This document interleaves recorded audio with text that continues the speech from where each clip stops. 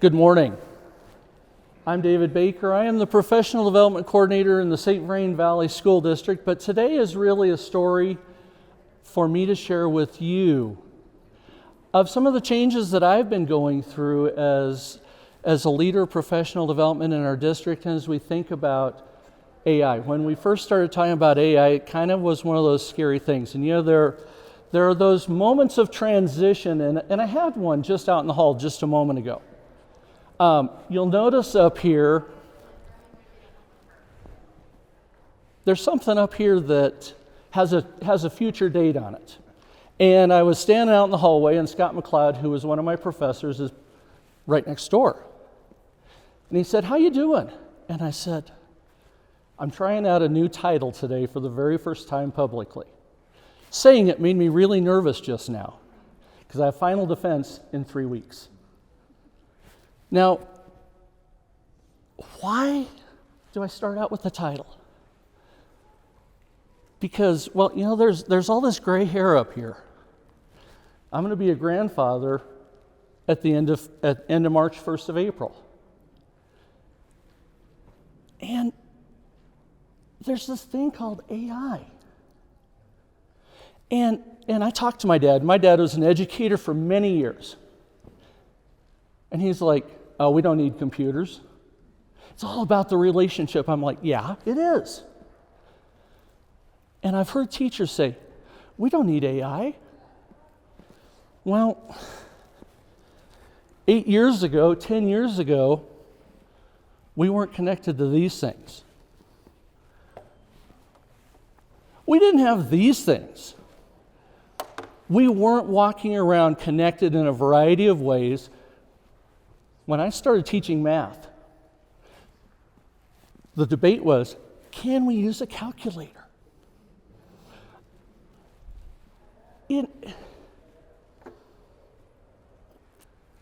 There are elements, those change moments that we experience as humans, as educators, that shift our world. I started working with video reflection, and AI several years ago. Realized I needed to get smarter if I was going to help teachers in our school district grow. That's the reason for that right there. I knew I had to transform my practice if I was going to help teachers transform their practice. Our conversation today is going to be about what are your goals in working with teachers? How are you going to help them transform and adapt as they work to move forward with students? I'll tell a little bit about my story as we go. But I want you to know this is going to be an interactive session. There are going to be times you're sitting there talking to the people near you. You're going to be reflecting on what you bring to your teachers in your district, in your schools, your hopes for students. It's all intertwined in this. But this presentation is entitled Unleashing AI's Potential. I had that fearful moment working with English teachers when they said, AI's ChatGPT. And every person who writes an essay or has essays written, do you feel your stress level go up a little bit? This isn't about that type of activity. The fundamental premise of this entire time is how do we keep the thinking, the reflection, the work that make teachers absolutely essential front and center. It's not about the tool. It's about how the tool helps me as a professional deepen my work, how it helps me make a difference for students. We know teachers have to be reflective. It goes back to the research from the 80s from Joyce and Showers. Teachers who are reflective implement more deeply. They make a difference, and I'll show you some of the numbers here in a minute, but we're not here about the past. You got to understand why. When we started thinking about what we're doing with teachers, it was about knowing that our teacher pipeline is absolutely essential to our success as a district, to our success for students. We're hiring over 200 teachers a year in St. Vrain. Do you know how many math teachers were graduated in the state of Colorado last year? 38 or 48. It was some unreasonably little number. How many of you hired more math teachers than that in your district? Denver Public Schools needed probably 10 times that many. You know, if we don't have a pipeline, how are we going to help our teachers be successful? And so that follows with point number 2. Retention is an ongoing challenge. If we do not help the people that we have be successful, accelerate what they do, elevate their practice, how are we ever going to help fill the seats with kids who can do amazing work? Because each and every day I see kids come out of our classrooms, and I'm like, I wish I could do that. I want to be that learner. I go down to our innovation center in St. Vrain, see kids doing entrepreneurship. I'm like, I couldn't even spell entrepreneurship in the mid-'80s when I was graduating high school. Okay, maybe I could, but I didn't know what it took to do that kind of work. I watch kids flying drones and getting certification. I watch students wanting to become teachers. You know, we've got a teacher preparation program in St. Vrain. I've got over 150 high schoolers taking college credits to become a teacher. But if I can't get them in the pipeline so that they complete, and if I can't help them stay in the profession, I'm like the kid putting his finger in the dike. This work is vital. And the third bullet is how I see that we get there. So you want to know why I'm doing this work? I know I've got to keep the pipeline going. Anybody here with that issue? Yeah. We've got to retain the teachers that we have, but I have to have them with enhanced skillfulness. That's the bottom line of my Office of Professional Development. Is we've got three cornerstones. How do we translate theory into practice? How do we elevate success in the classroom? And then how do we find those moments for making a difference? So, right now, I want you to introduce yourself to an elbow partner. I'd like for you to think about as you're doing that. I already told you that reflection is one of the keys. What is it that you're doing to help your teachers that you work with to reflect and think about their work and making a difference for students? Because, well, you know, Mr. Torres is sitting over here, and I had his daughter as an 8th grader many years ago. 4 in my head, but realistically much longer than that. My goal was one thing. When they left my classroom, did they leave there with skills that they could transfer into the next classroom so that people, when they left my school, they would know they were special? They didn't always leave as the best math students, but they always left knowing they were special. But I did that because I reflected. How do you introduce yourself to the person next to you and share? How do you help teachers reflect? We're going to take 3 minutes. The amazing thing about educators is I asked a real simple question. How do you help another person reflect? And the room lit up. Now, for those of you who, as I was giving everybody the timing on the countdown, I saw several smiles. Yes, I taught 8th grade for 18 years. It took me 19 times to get out of 8th grade. Finally, after the 19th time, I passed it the first time, 18 more times, and then they sent me on my way. I want to add to this conversation, but I'm going to tell you what's going to happen next. You were talking about what you do. I want you now to think about what your challenges are with that same partner you were just talking to. Then, when we're done, and I'm going to give you 4 minutes this time because challenges are something we spend a lot of time thinking about. At the end of this, I'm going to ask for some sharing out. But we're going to do it very specifically. We're not going to ask everybody to do it. But I am going to ask you, as you're listening, both at how people reflect and what their challenges are, for you to say, something that I heard was, or something that made a difference in our conversation was. Because I wanted to honor the thinking that you were experiencing as a part of the conversation. So, for the next 4 minutes, what are the challenges you're currently working on in your school or in your system? Go. Challenges. I don't know about you, but as I started listening to the conversations take right back off, I got a little bit of goosebumps because there was a lot of intensity in this room with challenges. Everybody is having challenges. So I listened in on 4 or 5 different conversations. I heard some really interesting things.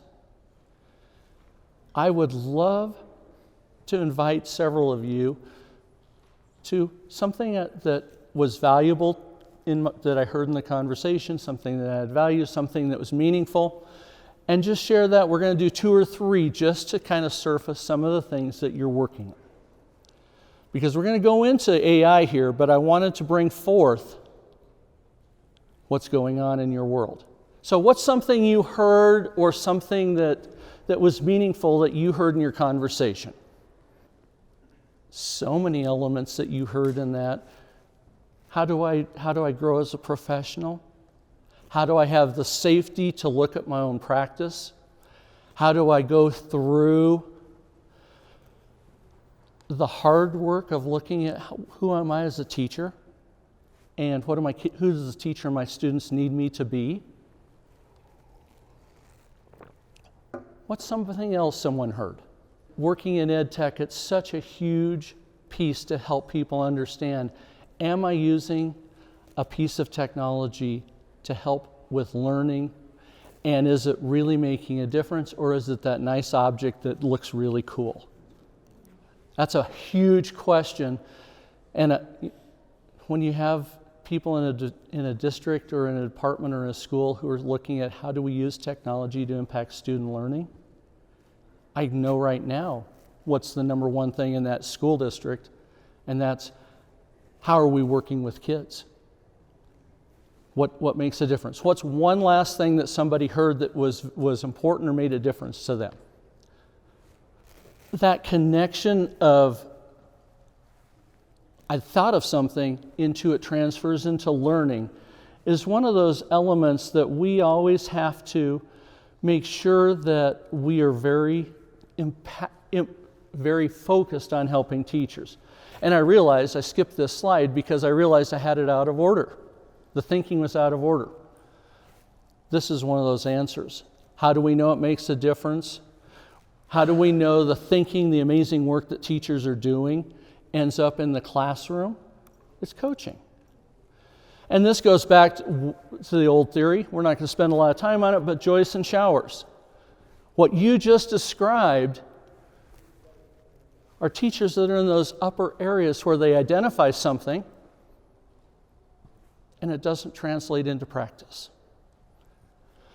This research was revalidated a couple years ago. But notice what happens with coaching. The knowledge goes up, the skillfulness goes up, and the transfer into the classroom goes up. So I appreciate that I had asked for one more because you teed that up perfectly. So, in St. Vrain, we deal with coaching in several ways. We have coaching as part of our induction program. We know it's effective. We know people are planning, they're reflecting, they're observing. It's powerful. But you know, for a coach to work with a new teacher, to plan, to observe, to reflect, and to go back into planning, just as in the PLC cycle, it's powerful, but it also takes time. Sometimes there are things that we have time to make that happen. I believed completely in coaching. But going back to the research, this is what Joyce and Showers said. Teachers that are coached, they practice more frequently, and they develop greater skill. They try new strategies and use them appropriately. Longer retention of knowledge and skill. They can explain the new strategies because they understand why they're doing it and how it connects to the learning. And they have greater cognition. What a cool set of outcomes as we help teachers think and reflect. Well, so as I told you, this is part of my story. You know, I felt like I was a really good coach. I could go into a classroom, I could look at it. Okay, I didn't start out being a good coach because I still remember the day that I tried to get somebody to do what I thought was the right thing to do. And it failed miserably because I was turning that person into David, the teacher, not the teacher that they were. And so then I had this teacher. Tremendous young teacher. All except for 6th grade math, right after lunch, 20 boys, 6 girls, 11 IEPs in the room. Half the room were second language learners. And I had a young teacher that was tremendous until that one period. At the end of that one period, he would be mopping sweat off his forehead. He was running around trying to make a difference for every student, and there wasn't any learning going on. And so Dr. Diane Lauer, who was my boss at the time, well, she still is, but she was our director of professional development at that point, challenged me. She said, David, we got this new program, it's Edthena, and we want you to use video to help teachers reflect. And I'm like, I'm coaching. We're doing reflecting. And, going back to the earlier thing, I heard my dad, we don't need computers. I'm like, okay, gotta try it. I can't get stuck in this is separate. What I found with video is it's still effective because it's still coaching. We can still plan, observe, reflect. The cycle's still powerful, but notice the time frame got shorter. And then a couple other things happened. We had teachers begin to notice more. Student teachers and young teachers are really interesting. How many of you miss some of the most obvious things that are happening in the classroom because they're so busy focusing on the next thing they're going to teach? It's kind of like the analogy of when an athlete goes from high school to college or from college to the professionals, and they talk about how the game goes so much faster. And suddenly when you hit a level of maturity, the game slows down because your brain allows you to take in more information. That's the cognitive load of teaching. Well, video coaching, we still had the person there. But this teacher that I told you about, he was a college athlete. He played linebacker for CU Boulder. And I looked at him and I said, "What'd you think of that lesson?" He's like, "It was awful." Well, I knew it was awful. I just watched it. I'd heard it was awful because the principal was like, "This is the class you gotta be in." So I said, I was sitting over there. I had my first iPad. I was really excited about it. I'm trying to learn these new things. And I said, "Would you like to look at this video?" He's like, "Sure." He was an athlete. He knew what it was like to watch film. I turned it on. He had a warm-up. We had a goal when we planned it. 4 minutes on the warm-up. It was targeted to what they had done the last time. It was really a nice tool for saying which kids had what was going, the content knowledge from last time and could apply it looking forward. 18 minutes later, he's still trying to get them to do the warm-up.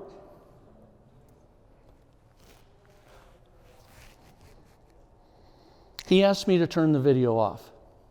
I said, "Why?" He said, "That's horrible." I said, "What do you want?" He said, "I want it to look like this and this and this."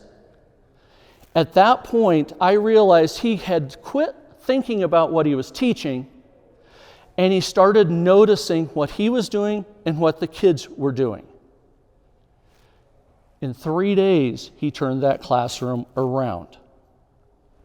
Not because of any skill that I had, but video was that transformational tool that allowed him to increase his noticing of what was going on in the classroom,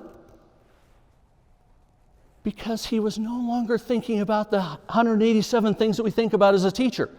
He could watch himself. He knew what he was going to teach. And I thought, this is really powerful. Well, then I started asking this question. You start thinking about, what do expert teachers look like and novice teachers? And one of the things goes back to noticing, and so I put at the back of the packet, how do we surface something that's not noticed? Because a lot of young teachers, a lot of experienced teachers don't notice everything. And then I found AI Coach.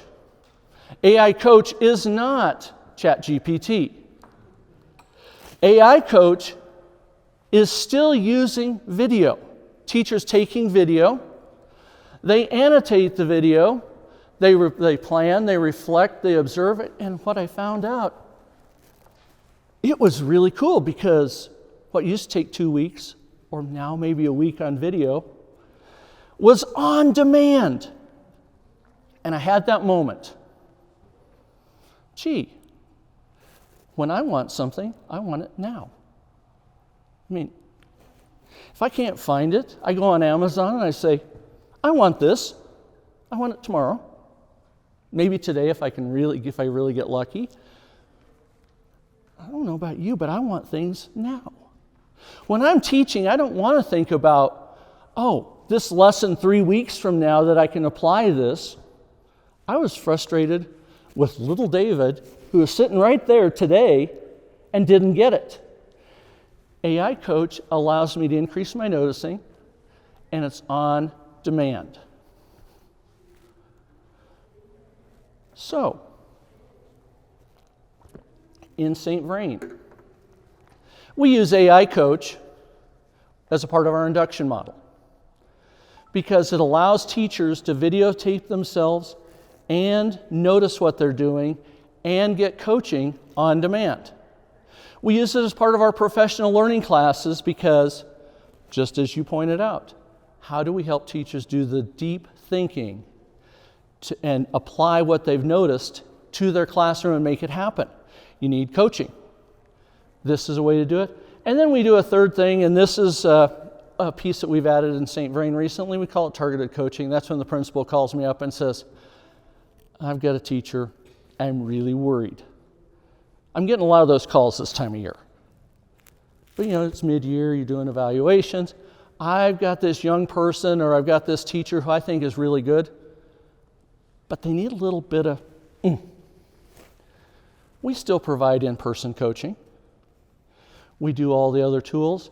And then when we've helped them determine a goal and start to develop some skillfulness, then we give them AI Coach so they continue their practice, so that they have that coaching model with them as they go. And this is a screenshot. I'm going to show you just what it looks like, and then in a minute I'm going to give you a chance to play. And that's part of what I wanted you to do, but I wanted you to have the idea of how we use this. You log in. Teachers typed, I'm looking to try something new. So, using AI, using that augmented, interactive knowledge base, the large language models, what areas of practice are especially important to you? It doesn't have to be what was important to me as a coach, it's what's important to the teacher. What are some areas that you're looking, exploring, or focusing on or improving? Automatically, the chatbot is helping the teacher begin to narrow in what's important to them. Wow. I want to create stronger structures. for students to have independent learning, and I want to have more time to work one-on-one with students. That's pretty specific.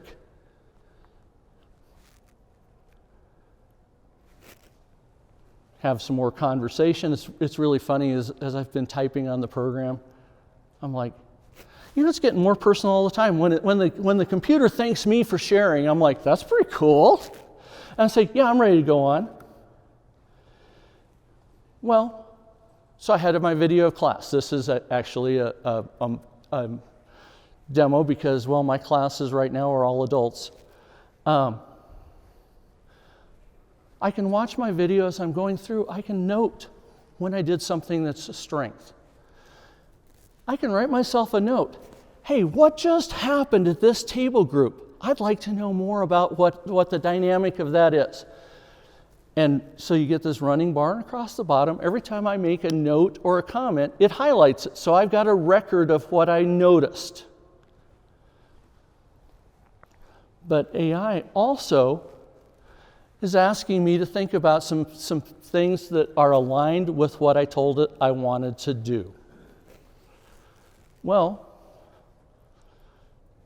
am I checking for understanding? Am I assessing a wide range of students, or am I just talking to that one kid? Am I adjusting my instruction as we go? Helping me think deeply about my practice. It's asking me those questions. I'm watching myself teach. And it just says, think about it. So you got the notation of learning. The thing is, as leaders, we have all kinds of resources, but we have to be there at the right time. When I was sitting in there in the keynote, and I was thinking about Will's talk, and he was talking about touch points. And he was talking about how do we make those moments when they're needed. Do you all remember the first time you worked with a student and you were working with them and they were struggling, but you were right there, and all of a sudden you got that look where it was, I got it! And there's that moment of sheer joy when they learn something. You realize you asked the question, you gave the prompt, something along those lines that helped me do it. We all have those, but sometimes we really need the resources. So not only am I noticing when I'm watching video, I can see myself when I did it. I'm like, all right, I was just working with that kid. What did I do? I can notice the subtleties. And then as I'm going through this, I can have some other resources for saying, hey, here's an Edutopia article on checking for understanding. Maybe that's where I realized I needed to go. It'll help me explore what I'm doing. So you talked about how do you help teachers reflect and what are your challenges. Going back to your elbow partner, I just gave you a glimpse of this. We're going to play with it in just a minute, but before we play, I want you to come back to your conversation. What might your teachers' reflective practices look like and sound like if they had on-demand support and coaching? 5 minutes this time. The next part of this is a chance to play. Because I want you to have a chance to play so that then we can come back together and answer some of the questions you have. He's not in here, and I'm going to introduce somebody right now. He's in here today simply as a person who believes deeply in the work that teachers do, but he also has been a person that I've been working with very closely. Things like, how can we get our instructional framework language into AI Coach? I thought that was a pretty cool question. We're working on it. All of those elements, but I'd like to introduce Adam. Adam, would you please stand up or wave? And Adam is the founder of Edthena, the company that we use, and he and I were able to meet yesterday, and he's here today. So if you have some of those technical questions, you can grab him here in a minute. But I wanted you to think about something. Reflection, change, coaching. Big themes that we know work. And yet, how many people are scared to be vulnerable in front of another person? You know, we have options for teachers in their evaluation. One is a peer evaluator. A person comes into your room, they actually do the full evaluation, planning, observing, reflection, where they come in. The thing I keep hearing from all the teachers who do that, will you come into the class that I don't want my administrator to see? When it's a peer, we can be more vulnerable. There's a different layer of trust. The really cool thing about AI Coach, I know it happens. I don't see all the video. I don't see the annotation. I know that they're doing their cycle with the AI Coach, and I see their reflection at the end. You kind of go back, the importance of reflection. I get to see the reflection. What more do you need? Teacher asked a question, they looked at it, they explored it, and they thought enough to try and figure out how they're going to do it. And they wrote it so I can see their reflection. That is the really cool thing. And so, it's private, behind a firewall. You don't have to worry about it going anywhere. The only person who sees it is the teacher who uploads it. They're determining the goal, and they're reflecting on it. But notice, AI didn't write the great American novel. In this case, AI helped the teacher think about my lesson, about my students, about my practice. So, there is a bit.ly. I would like to invite you at this point. I would recommend doing it, phone is less effective just because it's a little bit tight. You can do it, but your school or district email will work best. We got it set up. I told them I wanted everybody to try this. And so this will give you access to the AI Coach. I would like to invite you to go in on this bit.ly, and then you're going to go, once you're in there, you're going to say, I'd like to use a sample video. So you don't have to upload your own video right now. You can use one that's preloaded. But I'd like to invite you to do this, to try it. This is a product we've been using for a couple years now. We've been working with video now for 9 years. But giving people the chance to have that autonomy and that choice. So I'd like to invite you now to try AI Coach and see what it does for you. We're going to take about 12 minutes to do it at this point. And I'm going to walk around and talk to people. How many of you could see yourself doing this as a teacher, or see your teachers actually looking at themselves? And I was very intentional when I shared that we do coaching in 3 different ways. We still have in-person coaching because I believe in that.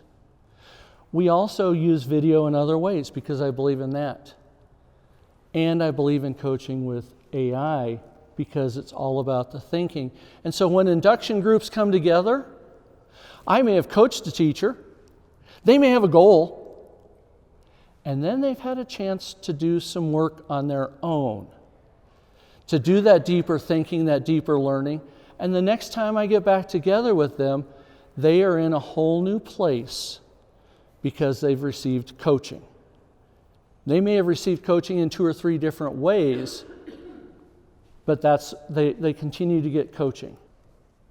So in the last minute, if I could get you to either scan or we've got those wonderful devices. If you would give me some feedback on what you learned or some things that I could do better in the future, questions you still have, I would very much appreciate it. I thank you so much for your dedication, for making a difference for teachers and for the students that you work with. And thank you for being here as a learner.